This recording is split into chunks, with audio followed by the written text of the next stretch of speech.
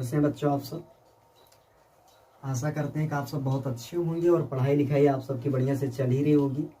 तो हम सब ने उस दिन वैद्युत आवेश के बारे में थोड़ा बहुत अध्ययन किया था। आज हम सब उसके आगे टॉपिक को बढ़ाते हैं क्योंकि कोर्स लंबा है और पूरा कोर्स भी ख़त्म करना है। तो चलिए देखते हैं, बहुत ज़्यादा चर्चा हम नहीं करेंगे, बस अपने टॉपिक पर ध्यान देते हैं। बीच बीच में ये सब चर्चाएँ होती रहेंगी, ठीक है। तो वैद्युत आवेश हम सब ने पढ़ा था। वैद्युत आवेश की परिभाषा एक बार हम फिर से रिवीजन करते हैं। तो वैद्युत आवेश की परिभाषा हमने आप सबको बताया था, आप सबने समझा भी होगा, आशा करते हैं समझ में आया होगा अच्छी तरीके से, कि अगर हम किसी वस्तु से रगड़ते हैं, अगर कोई वस्तु लेते हैं, उस वस्तु को हम किसी अन्य वस्तु से रगड़ते हैं, तो उस वस्तु के अंदर एक ऐसा गुण आ जाता है जो वह अन्य हल्की वस्तुओं को अपनी ओर आकर्षित या प्रतिकर्षित करने लगता है। रगड़ने के कारण उसमें जो गुण आता है उसको हम वैद्युत आवेश बोलते हैं, ठीक है। तो वैद्युत आवेश की परिभाषा यही हुई थी। अब एक एग्जांपल ले लेते हैं। अब ये मत सोचना कि सर जी बोल रहे हैं कि रगड़ने के कारण वस्तु के अंदर एक ऐसा गुण आ जाता है जो अन्य वस्तु को आकर्षित या प्रतिकर्षित करने लगता है। तो अब अगर हम कंघा लें और कंघे को अपने बाल में से रब करें, उसके बाद जो है पूरा बुक लेकर चले आए एक फिजिक्स की, ठीक है, और कहें कि इसको आकर्षित कर कंघा, तो कैसे कर पाएगा? नहीं कर पाएगा ना। तो मतलब जो कंघा है उससे बहुत हल्का होना चाहिए, जो भी कागज का टुकड़ा है उससे बहुत क्या होना चाहिए? हल्का होना चाहिए, ठीक है। तो वो आपको आकर्षित करेगा, ये नहीं पूरा बुक को आकर्षित कर लेगा, ऐसी बात नहीं है, ठीक है। चलिए देखते हैं। तो इसके आगे वैद्युत आवेश जो है, वैद्युत आवेश के प्रकार, मतलब वैद्युत आवेश कितने प्रकार के होते हैं? Types of electric charge, types of electric charge. वैद्युत आवेश कितने प्रकार के होते हैं? देखिए, वैद्युत आवेश के प्रकार को अगर हम देखें तो ये कितने प्रकार के होंगे, इसको आगे हम अभी आवेशन का इलेक्ट्रॉन सिद्धांत आप सबको पढ़ाएंगे, उसमें बताएंगे किस तरीके से होता है। तो इसको प्रयोगों के द्वारा देखा गया, प्रयोग किया गया। ऐसे नहीं कि आकर जो है कोई घर से उठा, रात में सो रहे थे, सुबह उठे, बोल दिए नहीं विद्युत आवेश दो प्रकार का होता है, लिख लो, एक पॉजिटिव और एक नेगेटिव। ऐसा नहीं, ठीक है। प्रयोग किया गया, ठीक है, इसको देखा गया कि हाँ ये ऐसा हो रहा है, तब उसको लिखा गया। मैंने बताया ना, दार्शनिक और वैज्ञानिक में अंतर होता है। ये नहीं कि बस देखे और रात में सपना देख रहे थे, सुबह उठे, बोल दिए नहीं विद्युत आवेश दो प्रकार के होते हैं, नेगेटिव एंड पॉजिटिव। ऐसी बात नहीं है, ठीक है। तो देखिए, जो कांच प्रयोग के द्वारा देखा गया कि अगर हम कांच की छड़ को लें, ठीक है, और उसको हम जो है रेशम से रगड़ें, कांच की छड़ को लें और हम रेशम से रगड़ें, और इस कांच की छड़ को हम एक स्थान से इसको बांध दें ऐसे, ठीक है, इस तरीके से हम इसको बांध दें। ये मान लेते हैं कांच की छड़ है, थोड़ा सा छड़ नहीं लग रही है, उल्टा सीधा बन गया, ये ऐसे, ठीक है ना, ऐसे ये लेते हैं, ये कांच की मान लेते हैं छड़ है, ठीक है। इसको हमने रेशम से रगड़ा, प्रयोग किया कि कांच की छड़ को रेशम से रगड़ते हैं और इसको हम एक स्थिर वस्तु से, इसको एक डोरी से लटका देते हैं। अब एक दूसरी कांच की छड़ को इसी रेशम से रगड़ते हैं, इसी रेशम से आप इसको फिर रगड़ें, और जो ये दूसरी वाली कांच की छड़ है इसको लाकर इसी के पास लटकाएं। तो हम देखते हैं कि ये दोनों छड़ें एक दूसरे को दूर भगाती हैं, दोनों छड़ें क्या करते हैं? एक दूसरे को दूर भगाती हैं। तो देखिए, अगर देखा जाए, ये जो कांच की छड़ है इसको एक ही पदार्थ से रगड़ा गया, यानी कि दोनों कांच की छड़ों को एक ही पदार्थ से रगड़ा गया। तो जब दो वस्तुओं को हम एक ही पदार्थ से रगड़ते हैं तो उसमें प्रतिकर्षण आ जाता है। क्या आ जाता है? प्रतिकर्षण आ जाता है। लेकिन वस्तुएं तो एक ही थी ना, समान थी ना, तो इसलिए कहा गया कि जो पहली वाली कांच की छड़ है इस पर जो आवेश आया, इसको पहले लोग विट्रस नाम से बुलाते थे। किसके नाम से?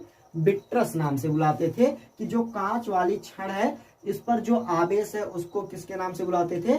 विट्रस नाम से बुलाते थे। ठीक है, अब ये पहला प्रयोग हो गया, विट्रस यानी कि इसको पॉजिटिव नाम दिया गया।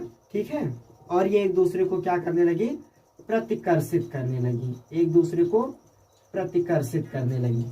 ठीक है, अब उसके बाद हम दूसरे प्रयोग में एक दूसरी कांच की छड़ को रगड़ते हैं रेशम से, और उसके बाद इसको ऐसे लटका देते हैं, और अब की बार हम एक दूसरी छड़ कांच की ना लेकर मान लेते हैं कि हमारे पास एक रबड़ की छड़ है। ठीक है, रबड़ को हम फर से रगड़े और रबड़ की छड़ को क्या किया? इससे ऐसे लटका दिए, रबड़ की छड़ को क्या किया? ऐसे लटका दिए। तो देखते हैं कि ये दोनों छड़ें एक दूसरे को आकर्षित करने लगती हैं। क्या करने लगती हैं? आकर्षित करने लगती हैं। ये दोनों छड़ें एक दूसरे क्या करती हैं? आकर्षित करने लगती हैं। तो कांच वाली छड़ में जो आवेश आया था, लोगों ने, वैज्ञानिकों ने उसको विट्रस नाम दिया। ठीक है, और जो रबड़ वाली छड़ थी उस पर जो आवेश आया उसको रेसिनस नाम दिया गया। क्या नाम दिया गया? रेसिनस। ठीक है, मतलब जो कांच वाली छड़ थी इसको किसका नाम दिया गया? विट्रस का नाम दिया गया, और जो रबड़ वाली छड़ थी उस पर जो आवेश आया उसको रेसिनस कहा गया कि इस पर आवेश रेसिनस है। ठीक है ना।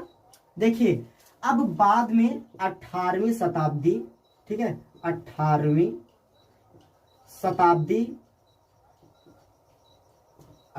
शताब्दी में एक वैज्ञानिक थे बेंजामिन फ्रैंकलिन, एक वैज्ञानिक थे बेंजामिन फ्रैंकलिन। उन्होंने विट्रस को कहा ये विट्रस नहीं है, इसको इन्होंने कहा कि यह धनावेश है, यानी कि धन आवेश है। और जो रेसिनस था उसका नामकरण उन्होंने रखा कि ये क्या है? ऋणावेश है, यानी कि ऋण से आवेशित है, यानी कि ऋणावेश है। तो विट्रस और रेसिनस को धनात्मक और ऋणात्मक आवेश किस वैज्ञानिक ने कहा? 18वीं शताब्दी में बेंजामिन फ्रैंकलिन ने बांटा। बड़े बड़े कंपटीशन एग्जामों में कभी कभी पूछता है कि आवेशों को किसने बांटा था, या आवेशों को धनात्मक और ऋणात्मक किसने बताया था? तो बेंजामिन फ्रैंकलिन ने आवेशों को धनात्मक और ऋणात्मक बताया था। इनके पहले धनात्मक आवेश को विट्रस और ऋणात्मक आवेश को रेसिनस कहते थे। बात समझ में आ रही ना? ठीक है, तो ये हो गया आवेशों के प्रकार में। ठीक है ना। चलिए, इतना हो गया। आप स्क्रीनशॉट ले लीजिए, इसको आप अच्छे से इसको बढ़िया से समझ कर लिख लीजिए। ले लिए होंगे मुझे लग रहा है। चलिए ठीक है, देखिए बच्चों लोग, अब इसके आगे हम सब पढ़ते हैं। ये इतना समझ में आ गया होगा। जहाँ पर समझ में ना आए वहाँ पर आप कमेंट में बता दीजिए। तो जो है कुछ बच्चे कमेंट किए थे कि सर, एक बालक था उसमें लिखा था कि सर जो है इलेक्ट्रिक चार्ज और इलेक्ट्रिक फोर्स में क्या डिफरेंस है, मतलब वैद्युत आवेश और जो है वैद्युत बल में अंतर क्या होता है। तो बेटा, मैं आपके प्रश्न को तुरंत उसका जवाब मैं अभी तुरंत दूंगा, लेकिन आप सब जो कमेंट में करेंगे, जो आप सबको समझ में नहीं आएगा, मैं क्लास में उसको डिस्टरबेंस नहीं कर सकता हूँ। ठीक है, उसके लिए मैं स्पेशली एक वीडियो बनाऊंगा जिसमें सभी बच्चों के प्रॉब्लम्स को जो है मैं सॉल्व कर दूंगा, तो बच्चों को अच्छी तरीके से समझ में आ जाएगा। लेकिन चलो, उनका जो क्वेश्चन था उसका आंसर इस वीडियो में हम बता देते हैं। लेकिन आपको बेटा जो ना समझ में आया, आप तुरंत उसको कमेंट में बताइए, आपकी प्रॉब्लम सभी सॉल्व होगी निसंदेह, बिल्कुल बिना जो है हिचकिच के। देखिए, उन्होंने जो क्वेश्चन पूछा था कि सर वैद्युत आवेश और वैद्युत बल में क्या जो है अंतर है। देखिए बेटा, वैद्युत आवेश और वैद्युत बल, वैद्युत आवेश किसी वस्तु के अंदर का एक गुण है, और उस गुण के कारण जो बल लगता है किसी अन्य दूसरे आवेश पर, वो वैद्युत बल कहलाता है। वैद्युत बल किसी वस्तु के अंदर का एक गुण है, जब उसको रगड़ा जाता है तो उसके अंदर एक ऐसा गुण आ जाता है जिसके कारण वो जो है अन्य वस्तु को अपनी ओर आकर्षित या प्रतिकर्षित करता है। तो वो जिस बल से आकर्षित या प्रतिकर्षित करता है वो वैद्युत बल कहलाता है, और जो उसके अंदर गुण आता है वो बेटा वैद्युत आवेश कहलाता है। तो आशा करते हैं समझ में आ गया होगा आपको। ठीक है, तो ये वैद्युत आवेश और वैद्युत बल में अंतर है। ठीक है, चलिए आगे। जो हमारी आगे हेडिंग है बहुत इंपॉर्टेंट हेडिंग है, वो आपको समझने के लिए बहरहाल एग्जाम में नहीं पूछेगा जो है कि आप इसको किस तरीके से करेंगे, लेकिन चैप्टर को समझने के लिए, आवेश को समझने के लिए बहुत ज्यादा मायने रखती है आगे वाली ये वाली हेडिंग, बहुत ज्यादा इंपॉर्टेंट है बेटा। तो देखो ये जो आपकी हेडिंग है इसको हम सब लिखते हैं, आवेशन का इलेक्ट्रॉन सिद्धांत। अगर इसकी अंग्रेजी लिखी जाए तो electron theory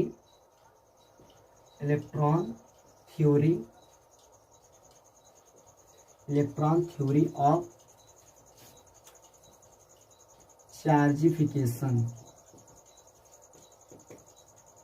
electron theory of chargification. तो चलिए देखते हैं कि आवेशन का इलेक्ट्रॉन सिद्धांत क्या कहता है। देखिए बेटा, जो ये हमारा ब्रह्मांड है, ब्रह्मांड का मतलब समझ रहे हैं, कुछ बच्चे सोचते हैं कि ये जो हमारी पृथ्वी है वही हमारा ब्रह्मांड है, नहीं। ब्रह्मांड जिसमें पृथ्वी है, सूर्य है, तारे हैं, नक्षत्र हैं, ग्रह हैं, सभी जिस स्थान पर समावेशित है वो ब्रह्मांड कहलाता है। अब बताइए कि सूर्य इतना बड़ा है और उस सूर्य से भी काफी बड़े बड़े तारे हैं, बहुत सारे ग्रह हैं, ठीक है, और उसके बाद उस ग्रहों में से एक ग्रह हमारी पृथ्वी है, और इस पृथ्वी में हम एक छोटे से प्राणी हैं, फिर भी हम सबके अंदर इतना ज्यादा जिज्ञासा है कि हम हर एक चीजों को जान सकते हैं, हम सबके अंदर प्रबलता है, इच्छा है जानने की। तो मनुष्य तो बहरहाल जो है अपनी इच्छा के अनुसार आगे बढ़ता ही है, ठीक है, लेकिन इतने बड़े संसार में समझो कि हमारा जो शरीर है ये एक तिनके के बराबर भी नहीं है ना। तो देखो आवेशन का इलेक्ट्रॉन सिद्धांत क्या कहता है, इसको अच्छे से समझना है। देखिए इस सिद्धांत के अनुसार एक बात ध्यान दीजिए बेटा, सिद्धांत और नियम, आप कंफ्यूज मत होइएगा कि सिद्धांत और नियम क्या है। देखिए सिद्धांत क्या है, नियम क्या है। सिद्धांत ऐसे कथन हैं जो कुछ स्थानों पर सही पाए जाते हैं, कुछ स्थानों पर वो असत्य हो जाते हैं, वो सिद्धांत कहलाते हैं। और जो नियम होते हैं वे प्रत्येक स्थानों पर सत्य होते हैं, ठीक है। अगर आप यहाँ पर अपने घर पर कोई नियम फॉलो कर रहे हो कि अगर कोई वस्तु है, अगर वो विराम की अवस्था में विराम में रहेगी, अगर यह नियम फॉलो हो रहा है तो ये जो नियम है वो हर स्थान पर फॉलो होना चाहिए। बात समझ आ रही नहीं? तो नियम का मतलब होता है कि एक ऐसा कथन जो प्रत्येक स्थानों पर सत्य पाया जाता है वो नियम होता है, और जो सिद्धांत होता है वो प्रत्येक स्थानों पर सत्य नहीं पाया जाता है, ठीक है। तो देखिए ये जो सिद्धांत कहता है, इस सिद्धांत के अनुसार इस ब्रह्मांड में जितनी भी वस्तुएं हैं सभी छोटे छोटे कणों से मिलकर बनी हैं।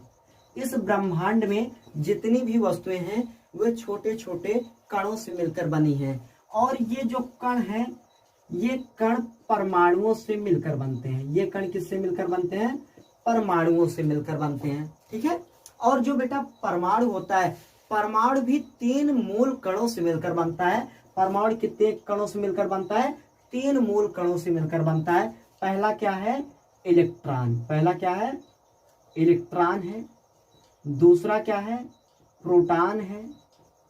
तीसरा क्या है? न्यूट्रॉन, ठीक है। इन सबको हम 11th में पढ़ते हैं, इलेक्ट्रॉन, प्रोटॉन, न्यूट्रॉन, इन सब की खोज केमिस्ट्री में मिलता है ना, तो उसको आप सब पढ़े होंगे। तो फिर भी चलिए कोई बात नहीं, हम इसको रिवीजन करवाएंगे। देखिए तो परमाणु जो है 3 मूल कणों से मिलकर बनता है, इलेक्ट्रॉन, प्रोटॉन और न्यूट्रॉन। अब इतना इलेक्ट्रॉन अगर हिंदी में लिखेंगे तो हमारा जो रफ का पेज है वो भी ज्यादा जाएगा, टाइम भी ज्यादा जाएगा, इसलिए इसको एक स्मॉल ई लिखते हैं, इसके ऊपर माइनस का चिन्ह लगा देते हैं। ये इलेक्ट्रॉन का सिंबल हो गया, ठीक है, मतलब इससे दर्शाते हैं।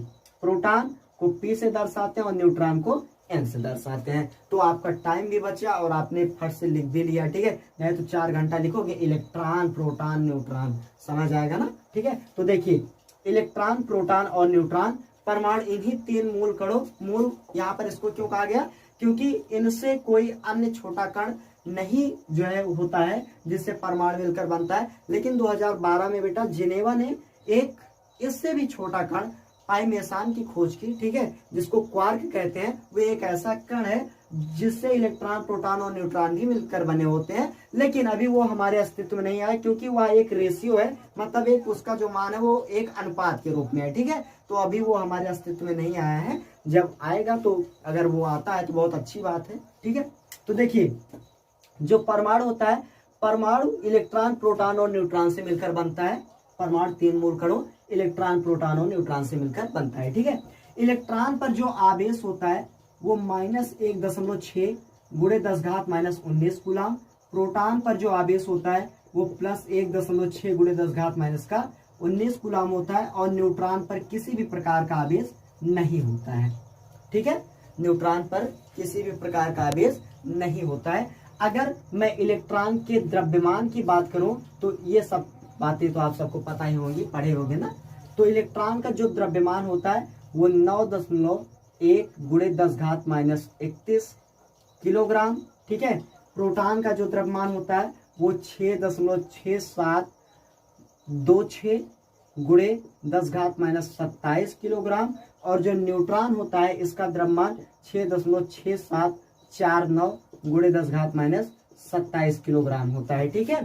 तो आपसे कोई पूछ सकता है कि इलेक्ट्रॉन, प्रोटॉन और न्यूट्रॉन में सबसे ज्यादा द्रव्यमान किसका होता है, तो काफी बच्चे सोचते हैं कि न्यूट्रॉन पर तो कोई आवेश होता नहीं है, इसलिए प्रोटॉन पर जो उसका द्रव्यमान होगा वो सबसे ज्यादा होगा। लेकिन ये बच्चों की गलती होती है, तो इस गलती को हमें सुधारना है और हमें जो है किसका द्रव्यमान जानना है, यानी कि किसका द्रव्यमान सबसे ज्यादा होता है, न्यूट्रॉन का होता है। तो न्यूट्रॉन का द्रव्यमान देखो यहाँ पर 749 है लास्ट में, यानी 749 है। 749 इसको नहीं पढ़ सकते हैं दशमलव के बाद, ठीक है। तो इसको एक एक अंक पढ़ते हैं। ऐसा क्यों होता है, मैथमेटिक्स में अपनाया जाता है ये दशांश शतांश करके, उस तरीके से होता है। तो देखो यहाँ पर 749 है, यहाँ पर 726 ही है। तो 749 बड़ा होता है, 726 बड़ा होता है, तो 749 बड़ा होता है। मैथमेटिक्स में तो इतना जानते होंगे आप सब ना, पता है मुझे, जानते हो। चलिए, तो सबसे ज्यादा द्रव्यमान किसका होता है, न्यूट्रॉन का होता है, ठीक है। उसके बाद आपका प्रोटॉन होता है और सबसे कम किसका द्रव्यमान होता है, इलेक्ट्रॉन का द्रव्यमान होता है, ठीक है। तो देखो ये आप इतना जो है स्क्रीनशॉट ले ले, ये बहुत इंपॉर्टेंट है, याद रहना चाहिए। ये सब बेसिक चीजें हैं, सबको तो याद आप सबको रखना ही चाहिए, लेकिन कहाँ याद रखते हो, पढ़ाई उढ़ाई का मतलब है नहीं समझते कुछ ना। चलिए तो देखिए बच्चों, जो परमाणु होता है, परमाणु के केंद्र में न्यूट्रॉन और प्रोटॉन होते हैं, ठीक है। ये जो आपका परमाणु है इसके केंद्र में न्यूट्रॉन और प्रोटॉन होते हैं और इसके चारों इलेक्ट्रॉन अपनी ऊर्जा वाली कक्षाओं में, ठीक है, चक्कर लगाते हैं। अब न्यूट्रॉन, प्रोटॉन परमाणु के केंद्र में होता है, जिसको आप नाभिक कहते हैं। इसको तो आप जानते होंगे, रदरफोर्ड ने इसको देखा था कि जो है प्रोटॉन किस में रहेगा, इलेक्ट्रॉन नहीं रहेगा। तो एक बार थोड़ा सा हम रिवीजन जरूर करेंगे, उसको बताएंगे आप सबको। देखो रदरफोर्ड का जो है, आप अल्फा प्रकीर्णन तो पढ़े होंगे केमिस्ट्री में, तो एक बार हम फिर से पढ़ते हैं। उन्होंने किस तरीके से अल्फा कण का प्रकीर्णन किया और कैसे उन्होंने नाभिक की खोज की, ठीक है। तो देखो अल्फा कण क्या है, अल्फा कण हीलियम परमाणु का एक नाभिक है, हीलियम परमाणु। देखो बच्चों, आप सब कहते हो ना कि हाइड्रोजन का परमाणु क्रमांक 1 होता है, तो परमाणु क्रमांक हाइड्रोजन को ही पहले क्यों रखा गया। तो देखो जितने भी एलिमेंट्स हैं, जितने भी तत्व हैं, उसके अंदर जितने परमाणु हैं वो दर्शाते हैं कि ये किस स्थान पर रहेगा, ठीक है ना। बहुत बड़ी बात है। हाइड्रोजन का परमाणु क्रमांक कहते हो 1, क्या कहते हो, 1 कहते हो, लेकिन इसका अर्थ नहीं समझते हो, क्यों नालायक हो ना। अर्थ समझो इसका। परमाणु क्रमांक, क्रमांक का मतलब होता है कि इसकी संख्या, यानी कि इसका क्रम, यानी कि इसमें कितने परमाणु हैं। तो हाइड्रोजन का परमाणु क्रमांक 1 होता है, तो इसके कहने का मतलब क्या है, इसके कहने का मतलब यह है कि हाइड्रोजन जो तत्व है उसमें 1 परमाणु है। कितने परमाणु है, 1। जब 1 परमाणु है तो उसमें कितना नाभिक होगा, 1 नाभिक होगा। 1 परमाणु है तो उसमें कितना नाभिक होगा, 1 नाभिक। अरे भाई आप हो, आपका एक ही तो केंद्र रहेगा, क्या आपके अंदर 50 केंद्र हो जाएंगे, ऐसी तो बात है नहीं, आपका एक ही केंद्र होगा ना। तो हर एक वस्तुओं का केवल एक ही केंद्र होता है, ठीक है। अब जो है इलिप्स वगैरह हो जाते हैं, उसमें 2 फोकस होते हैं, ठीक है, उसको हम नाभिक बोलते हैं, तो वो मैथमेटिक्स है, ठीक है। देखिए, तो जो परमाणु है, इस परमाणु में जो परमाणु का केंद्र होता है, ठीक है, आप अभी इतना समझिए कि हाइड्रोजन का परमाणु क्रमांक कितना होता है, 1 होता है, यानी कि हाइड्रोजन में कितने परमाणु है, 1 परमाणु है। हीलियम, उसके बाद क्या आता है, हीलियम का परमाणु क्रमांक बच्चे लोग कितना होता है, 2 होता है। कितना होता है, 2, अर्थात इसमें कितने परमाणु हैं, 2 परमाणु है। अगर 2 परमाणु है तो इसके कितने नाभिक होंगे, 2 नाभिक होंगे। एकदम आसान सी भाषा में कितने नाभिक होंगे, 2 नाभिक होंगे। तो अभी आप इतना रट लो, समझ लो, मैं अभी इसको प्रूव कर दूंगा कि इसमें धनावेश ही होता है, ऋणावेश नहीं रह सकता है। तो अभी आप केवल इतना याद कर लो कि जो नाभिक है उस पर कौन सा आवेश होता है, धनावेश होता है। कौन सा आवेश होता है, धनावेश, ठीक है। तो देखिए, जो अल्फा कण है वो हीलियम परमाणु का एक नाभिक है। जब हीलियम परमाणु का अल्फा कण एक नाभिक है तो नाभिक पर कौन सा आवेश होता है, धनावेश होता है। नाभिक पर कौन सा आवेश होता है, धन आवेश होता है। जब नाभिक पर धन आवेश होगा तो अल्फा कण पर कौन सा आवेश होगा। एकदम आसान भाषा में सर जी अभी आप बता रहे हो कि अल्फा कण क्या है, हीलियम परमाणु का एक नाभिक है। जब नाभिक है, नाभिक पर धन आवेश होता है, तो इसका मतलब है कि अल्फा कण पर भी कौन सा आवेश होगा, धन आवेश होगा। एकदम सिंपल सी भाषा में, तो अल्फा कण पर धन आवेश हो गया। बात समझ आए नहीं। तो रदरफोर्ड ने जो अल्फा प्रकीर्णन किया था, उन्होंने एक सोने की पतली प्लेट को लिया था जिसकी जो मोटाई थी वो पॉलीथीन यानी जो पन्नी होती है उसकी मोटाई के लगभग बराबर थी, ठीक है। तो भाई वैज्ञानिक थे, अब इनके पास पैसा कौड़ी तो था ही ज्यादा, आप सोने की पतली प्लेट खरीद सकते थे। हम एक छोटा सा जो है अगर लेने जाते हैं, एक रिंग लेने जाते हैं, तब देखो 20-25 हजार रुपए में मिलता है एक छोटी सी रिंग ना, ठीक है। तो अब ये वैज्ञानिक थे भाई, इनके पास पैसा कौड़ी था, बढ़िया से प्लेट खरीद ले है इतनी बड़ी, ठीक है। अब उस पर प्रयोग कर रहे हैं अपना। अब हमारे पास इतना पैसा कौड़ी थोड़ी है कि हम इसको करेंगे, लेकिन फिर भी कोई बात नहीं, हम सब पढ़ते तो हैं और पढ़ने पर हम सबको सब कुछ आसान मिलेगा, पैसा कौड़ी आता रहेगा, बस थोड़ा सा परिश्रम करना सीखो। देखो, तो जब अल्फा कण को रदरफोर्ड ने इस पर बमबारी करवाई तो अल्फा कण, कुछ ऐसे अल्फा कण थे कि अगर वो स्वर्ण प्लेट पर पड़े तो पड़ने के पश्चात निकल गए, सीधा क्या हुए, निकल गए। अब जैसे मान लेते हैं आपका घर है, अब आपके घर में जो दरवाजा है, अगर दरवाजा खुला तो इसे सीधा निकल जाओगे ना, अगर दरवाजा बंद है तो उसी में आपका सारा से खट से लड़ेगा, और लड़ने के बाद फिर आपको चकरा जाओगे, कहोगे वो दरवाजा तो ये तो बंद था भाई, हम कहाँ से निकल रहे हैं। तो मतलब क्या, मतलब ये कि जो ये परमाणु है, इसको उन्होंने परमाणु नाम दिया। जो परमाणु है उन्होंने कहा कि अच्छा ये बात है कि परमाणु का जो अधिक से अधिक भाग होता है वो खोखला होता है, तभी तो अल्फा कण सीधा निकल जा रहा है। बात समझ में नहीं, तभी तो अल्फा कण क्या हो रहा है, सीधा निकल जा रहा है। ये उनका पहला एकदम स्पष्ट रूप से मत था। अरे भाई तुम जाओगे सीधा, अगर जा रहे हो तो तुम्हारे सामने कोई ऐसा अवरोध नहीं है जो आपको रोके, तो यानी सब कुछ साफ है, सीधा से निकल गए, ऐसे गए ऐसे सीधा निकल गए, इसको कोई रोका ही नहीं, ठीक है। तो देखो, फिर उसके बाद इन्होंने देखा कि कुछ अल्फा कण स्वर्ण प्लेट पन्नी पर जब पड़ रहे तो पड़ने के पश्चात मुड़ जा रहे थे। ओहो, अब यहां से लॉजिक स्टार्ट होता है इसमें। तो रदरफोर्ड देख रहे थे कि कुछ अल्फा कण जब स्वर्ण पतली प्लेट पर पड़े तो पड़ने के पश्चात मुड़ गए, यानी कि अपने मार्ग से विचलित हो गए। अब मैंने कहा कि अभी रट लो, अल्फा कण पर धनावेश होता है, तो मैंने अभी बताया कि 2 समान प्रकार के आवेश, मतलब अगर धन आवेश है तो एक दूसरे को प्रतिकर्षित करेंगे, अगर एक धन आवेश है एक ऋणावेश है तो एक दूसरे को आकर्षित करेंगे। मतलब जो है अगर समान प्रकार के आवेश हैं तो वे एक दूसरे को प्रतिकर्षित करेंगे, और यदि वे विपरीत प्रकार के आवेश हैं तो वे एक दूसरे क्या करेंगे, जो है आकर्षित करेंगे। मतलब like charge repel and unlike charge जो है अट्रैक्ट, इंग्लिश में अगर उसको बोले तो। देखिए, तो अल्फा कण जब सीधा जा रहा था बच्चों, जब ऐसे इस पर पड़ा तो पड़ने के पश्चात कुछ मुड़ गया। अब रदरफोर्ड के माइंड में सूझा, बात आई कि ये यार ऐसे सीधा जा रहा था, अब जाने के बाद ये मुड़ जा रहा है, यानी कि इसके अंदर, यानी जो परमाणु है इसके अंदर कोई बैठा है, इसके अंदर क्या है, कोई बैठा है जो इसको मोड़ रहा है। अब जैसे मान लेते हैं ये मेरा दाहिना हाथ है, ये मेरा बायां हाथ है, मैं अगर इस दोनों पर बल लगाऊं और जो हाथ पीछे जाएगा, मान लेते हैं मैं इस पर ऐसे बल लगा रहा हूं, अगर ये पीछे हो जा रहा है मेरा बायां हाथ, इसका मतलब क्या है? इसका मतलब ये है कि दाहिने हाथ का बल इस बाएं हाथ के द्वारा लगाए गए बल से ज्यादा है, तो ये पीछे हो गया। बात समझ में आ रही नहीं? ठीक है, तो अब सोचो ये जो अल्फा कण है अगर ये मुड़ रहा है तो इसको मोड़ने वाला तो कोई ना कोई होगा। अब जब इसको मोड़ने वाला कोई ना कोई होगा तो अल्फा कण पर धन आवेश होता है, यानी कि इसके अंदर हो ना हो क्या रहेगा? धन आवेश ही रहेगा, ऋण आवेश नहीं रहेगा। अगर ऋण आवेश होता तो इसको पकड़कर इसे खींच लेता ना, चुंबक तरह आ जाओ ना।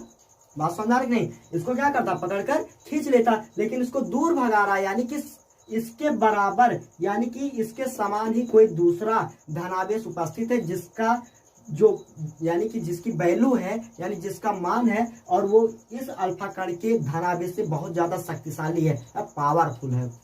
ठीक है, तो इसको मोड़ दे रहा है। ठीक है, बात समझ आ रही नहीं? फिर उन्होंने देखा कि कुछ अल्फा कण ऐसे सीधे जा रहे थे और जाने के बाद जब वो परमाणु पर पड़े तो पड़ने के पश्चात फिर लौट आए, मतलब ऐसे गए ऐसे लौट आए। अब इसका मतलब क्या हुआ? इसका मतलब ये हुआ कि अगर हम ऐसे सीधा जाएं और सामने एक दीवार है, दीवार से इसे टकराएंगे या तो गिरेंगे पीछे की तरफ या तो आराम से इसे चुपके से लौट आएंगे। बात समझ आ रही कि नहीं? ठीक है, तो मतलब कहने का मतलब हमारा ये है बच्चों कि जब अल्फा कण इस प्लेट पर यानी कि इस प्लेट को उन्होंने परमाणु के रूप में माना, जब परमाणु पर ऐसे पड़ा तो देखा कि कुछ अल्फा कण जैसे जा रहे थे ना वैसे चले, मतलब उनको पानी दाना पीने के लिए कोई पूछा नहीं, ऐसे गए ऐसे भगा दिए गए। तो इसका मतलब ये यहाँ पर जो बैठा था ना इस अल्फा कण से ज्यादा डेंजरस थे, खतरनाक था। ठीक है, तो ये क्या हुआ? इसको लौटा दिया। तो रदरफोर्ड ने बताया कि जो परमाणु है जहां से अल्फा कण लौट रहा है उसको उन्होंने मान लिया कि ये परमाणु का क्या है? केंद्र है, अर्थात इसका क्या है? नाभिक है। ठीक है, और इस नाभिक में जो है क्या रहेगा? धनावेश रहेगा। ये प्रूव हो गया कि नाभिक में क्या रहता है? धनावेश रहता है। तो अब बात आई कि चलिए ठीक है, नाभिक में धनावेश रहता है, कोई दिक्कत नहीं है। अब हम न्यूट्रॉन को ही इसमें क्यों रखते हैं, इलेक्ट्रॉन को क्यों नहीं रखते हैं? तो मैंने बताया कि इलेक्ट्रॉन पर जो चार्ज होता है, जो आवेश होता है वो -1.6 × 10⁻⁻19 कूलम होता है। प्रोटॉन पर जो चार्ज होता है वो +1.6 × 10⁻⁻19 कूलम होता है। तो अगर थोड़ा सा भी आपको मैथ आती है ना तो ऐसे लिख लो -1.6 × 10⁻⁻19 कूलम और लिख लो +1.6 × 10⁻⁻19 कूलम। दोनों को जोड़ो, आंसर कितना मिलेगा? 0 मिलेगा। अरे भाई आंसर कितना मिलेगा? 0। -1.6 × 10⁻⁻19 +1.6 × 10⁻⁻19 दोनों को ऐड करोगे तो आंसर कितना आएगा? 0 आएगा। मतलब प्रोटॉन और इलेक्ट्रॉन को अगर हम इसके रख देंगे ना तो लोचा कर देगा, ये पूरा इसका नाभिक गड़बड़ा जाएगा, डिसबैलेंस्ड हो जाएगा। ठीक है, तो बहरहाल अनबैलेंस्ड तो सब है, बैलेंस करने का हम सब प्रयास करते हैं ना। जो हमारी प्रकृति है, कभी कभी हमें कुछ बात जो है व्यक्तियों की बात याद आ जाती है, कहते हैं कि चलो ठीक है यार, पढ़ाई वढ़ाई कर ले रहे हैं बढ़िया से, नौकरी वोकरी मिल जाएगी, शादी ब्याह बढ़िया से कर लेंगे। अच्छा, शादी का नाम सुनते हुए तुरंत हंसी आ गई होगी, हम जान रहे हैं। तो शादी वोदी कर लेंगे तो लाइफ सेट हो जाएगी। अब जो शादी कर लिए बेचारे, उनसे जाकर पूछो भैया तुम्हारी लाइफ ही सेट है?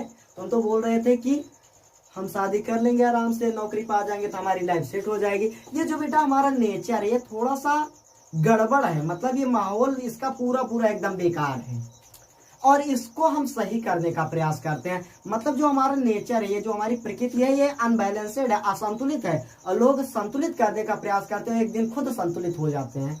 बात समझ में आ रही ना? ठीक है, तो ये होता है। देखिए, तो अगर यहाँ पर हम इलेक्ट्रॉन को रखते हैं तो नाभिक रहेगा नहीं। और ये सोचो कि कोई वस्तु हो और क्या उस वस्तु का केंद्र होगा कि नहीं होगा? अरे भाई, चाहे जो वस्तु सबका एक केंद्र होगा। तो जब सबका एक केंद्र होगा और इसको यहाँ पर इलेक्ट्रॉन हम रख देंगे तो इलेक्ट्रॉन वह क्या करेगा? प्रोटॉन से मिलकर खत्म कर देगा, नाभिक सत्यानाश हो जाएगा। जब नाभिक सत्यानाश हो जाएगा परमाणु का अस्तित्व नहीं रहेगा।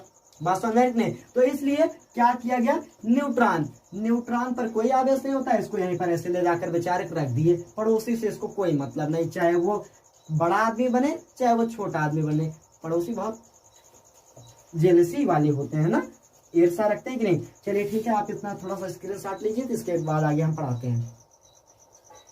तो मिटा दिया जाए बच्चों। चलिए ठीक है, देखते हैं आगे इसके। तो इतना बात समझ में आई कि नहीं? तो परमाणु के नाभिक में जो है न्यूट्रॉन को रख दिया जाता है। अब इसके आगे हम बहुत इंपॉर्टेंट टॉपिक पढ़ते हैं। देखिए बहुत बड़ी बात है, आप सब इसको तो जानते होंगे कि जो इलेक्ट्रॉन है, जो प्रोटॉन है, इन दोनों की संख्याएं परमाणु में बराबर होती हैं। मतलब इलेक्ट्रॉन की संख्या प्रोटॉनों की संख्या के बराबर होती है। जितने इलेक्ट्रॉन है उतने प्रोटॉन है। बात समझ में आ रही कि नहीं? ठीक है, अब बात समझिए। अब एक एग्जांपल लेते हैं, जैसे मेरे पास 10 इलेक्ट्रॉन है, ठीक है, हमेशा 10 लिखते हैं। तुम सब और कुछ लिख लो, नहीं कहोगे सर जी 10 इलेक्ट्रॉन बताते हो और कोई आपको अंक नहीं पता क्या? मुझे बहुत ज्यादा जो है अंक पता भी होगा, तो आप जो है जो भी इच्छा करेगी आप उसको मान लेना। 5 नहीं, आप 20 मान लेना, ठीक है। 20 मैथ्स का नाम देते ही एक अलग जुनून आ जाता है शरीर में ना। सही बात है। देखिए तुम मान लेते मेरे पास 5 इलेक्ट्रॉन है और 5 प्रोटॉन है।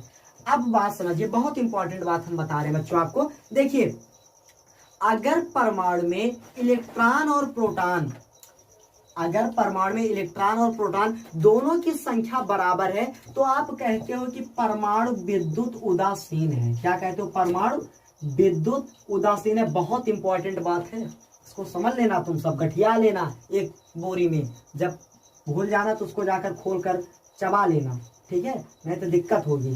परमाणु विद्युत उदासीन है। बात समझिए, कल मैंने इसके बारे में आपको टॉपिक में बताया था, ठीक है, पिछले वाले लेक्चर में, कि किसी भी वस्तु को विद्युत उदासीन कहने का मतलब ये नहीं है कि उसमें इलेक्ट्रॉन और प्रोटॉन नहीं है। किसी भी वस्तु को विद्युत उदासीन कहने का मतलब ये है कि उस वस्तु में इलेक्ट्रॉनों की संख्या प्रोटॉनों की संख्या के बराबर है। तो परमाणु में अगर इलेक्ट्रॉनों की संख्या प्रोटॉनों की संख्या के बराबर होगी तो परमाणु विद्युत उदासीन होगा। ठीक है, अब बात समझिए। मान लेते हैं कि 5 इलेक्ट्रॉन मेरे पास है, 5 प्रोटॉन है। अब मैं घर्षण करूं, मतलब अगर मैं किसी वस्तु को रगड़ूं, तो जब मैं रगड़ूंगा तो बात समझिए, जब मैं इसको रगड़ता हूं तो इससे, किससे? परमाणु से, परमाणु से बाहर जो है केवल इलेक्ट्रॉन जाता है। मतलब यही पंगा करता है, प्रोटॉन एकदम आलसी तरह बैठा रहता है, ठीक है। तो पंगा करने का काम केवल इलेक्ट्रॉन का है, बाहर यही जाएगा, मारपीट करेगा, फिर आएगा, लड़ेगा, झगड़ेगा, सारा काम यही करेगा, ठीक है। तो जब आप वस्तु को रगड़ते हैं तो वस्तु से, यानी कि वस्तु के परमाणु से केवल और केवल बच्चों बाहर जाता है इलेक्ट्रॉन। क्या बाहर जाता है? इलेक्ट्रॉन। अब मान लेते हैं, मैंने बताया कि मेरे पास 5 इलेक्ट्रॉन पहले था और मेरे पास 5 प्रोटॉन पहले था, परमाणु विद्युत उदासीन था, ठीक है। अब एक इलेक्ट्रॉन मान लेते हैं बाहर चला गया, एक इलेक्ट्रॉन क्या हुआ? बाहर चला गया। अब मेरे पास कितना इलेक्ट्रॉन बचा? 4 इलेक्ट्रॉन बचा। और मेरे पास प्रोटॉन कितना है? 5 प्रोटॉन है। क्या ये एक दूसरे के बराबर है? नहीं, बिल्कुल बराबर नहीं है सर जी। ये इलेक्ट्रॉन कम हो गया, प्रोटॉन ज्यादा है। तो प्रोटॉन पर कौन सा आवेश होता है? धन आवेश होता है। प्रोटॉन पर कौन सा आवेश होता है? धन आवेश होता है। जब प्रोटॉन पर धन आवेश होगा तब परमाणु क्या हो जाएगा? धनावेशित हो जाएगा। परमाणु क्या हो जाएगा? धनावेशित, ठीक है। और अगर इसमें एक इलेक्ट्रॉन चला आता है तो मान लेते हैं कि 6 इलेक्ट्रॉन हो गया। पहले मेरे पास 5 था, मान लेते हैं 6 इलेक्ट्रॉन, और उसके बाद ये 5 प्रोटॉन बचा। अब कहोगे कि सर जी अब की बार तो लोचा हो गया, इलेक्ट्रॉनों की संख्या ज्यादा हो गई, प्रोटॉनों की संख्या कम हो गई। तो इलेक्ट्रॉन पर कौन सा आवेश होता है? माइनस आवेश होता है। अब हमारा परमाणु क्या हो गया? ऋणावेशित हो गया, ठीक है। तो किसी भी वस्तु का धनावेशित या ऋणावेशित होना किस पर डिपेंड करता है? केवल इलेक्ट्रॉनों पर डिपेंड करता है। अगर वस्तु के परमाणु से इलेक्ट्रॉन बाहर जाते हैं तो परमाणु धनावेशित हो जाता है। अगर किसी वस्तु के परमाणु में बाहर से इलेक्ट्रॉन प्रवेश करते हैं तो परमाणु आपका ऋणावेशित हो जाता है। तो किसी भी वस्तु का धनावेशित या ऋणावेशित होने का अर्थ केवल और केवल परमाणुओं की कमी व अधिकता को बताता है। मतलब उस वस्तु के परमाणु में कमी या अधिकता को बताएगा कि इलेक्ट्रॉन भाग रहे हैं कि अंदर आ रहे हैं। तो बात समझ में आ गई होगी, ठीक है। तो देखो, जब वस्तु को रगड़ते हैं तो इससे इलेक्ट्रॉन बाहर जाता है या उसमें इलेक्ट्रॉन आता है। तो अगर इलेक्ट्रॉन बाहर जाएगा तो वस्तु धनावेशित हो जाएगी। और अन्य वस्तुएं जो कागज के टुकड़े हैं उस पर पहले से मूल आवेश आपका उपस्थित रहता है, और एक पॉजिटिव एक नेगेटिव दोनों को क्या कर लिए? आकर्षित। पहले हम सब समझते थे जादू है ना, जब छोटे से थे, बड़े जो है नहीं हुए थे, उतना ज्ञान नहीं था। तो जब स्कूल जाते थे तो बच्चे बोलते थे अपनी पेन ऐसे बाल में रगड़ो भैया, देखो अभी ये कागज के छोटे टुकड़ों को आकर्षित करता है। तो जब हम सब करते बहुत मजा आता था, अरे यार ये तो सच में जादू आज सीख लिए, बहुत बड़ा जादू सीख लिए। ठीक है, तो जादू वादू नहीं है, ये सब फिजिक्स है। ठीक है, तो बात समझ आ गई ना। चलिए देखिए, तो आवेशन का इलेक्ट्रॉन सिद्धांत समझ में आ गया होगा। तो इसके लिए बस एकदम छोटा सा टॉपिक में आपको हम समझाते हैं। देखिए, मान लेते हैं ये आपका परमाणु है या एक वस्तु है, अगर इसमें इलेक्ट्रॉनों की संख्या प्रोटॉनों की संख्या के बराबर है तो इसको हम बोलेंगे विद्युत उदासीन बोलेंगे। क्या बोलेंगे? विद्युत उदासीन बोलेंगे। अगर इलेक्ट्रॉन और प्रोटॉन दोनों बराबर हैं तो इसे हम बोलेंगे विद्युत उदासीन।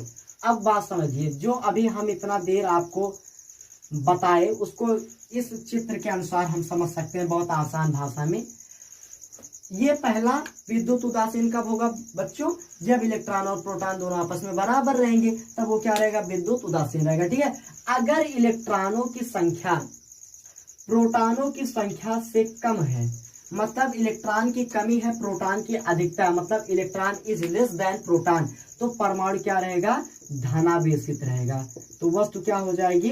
धनावेशित हो जाएगी। मतलब इलेक्ट्रॉन अगर कम है, प्रोटॉन ज्यादा है, तो सिर्फ सी बात है धनावेशित होगा। ठीक है, तो ये दूसरा पॉइंट हो गया। और तीसरा पॉइंट सी वाला, अगर इलेक्ट्रॉनों की संख्या प्रोटॉनों की संख्या से ज्यादा है तो जो वस्तु है वो क्या हो जाएगी? ऋणावेशित हो जाएगी। क्या हो जाएगी?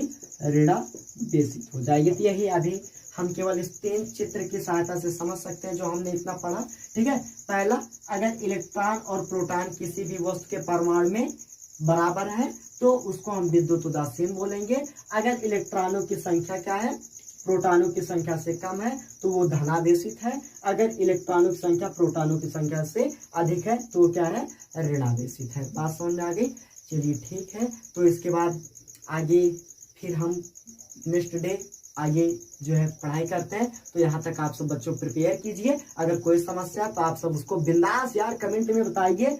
ठीक है, जितना प्रॉब्लम होगी सारी प्रॉब्लम आपकी हम सॉल्व करवाएंगे। तो आप सब अगर बताएंगे नहीं तो मुझे लगेगा कि बच्चे पढ़ाई नहीं कर रहे हैं। तो थोड़ा सा आलसी मत बनो, उठ जाओ, सुबह हो गई भाइयों, और बढ़िया से जुट जाओ मेहनत करने में, क्योंकि अब की बार तो जो है प्रमोट कर दिए गए बच्चे, और उसके आगे वाले में ना फरवरी में पेपर होना है, तब समझ में आएगा कि ये मार्च अप्रैल मई जून कैसे बीत गया। सब ये सब टाइम बीतने में समय नहीं लगता, इसलिए आप सब बढ़िया से मेहनत करें।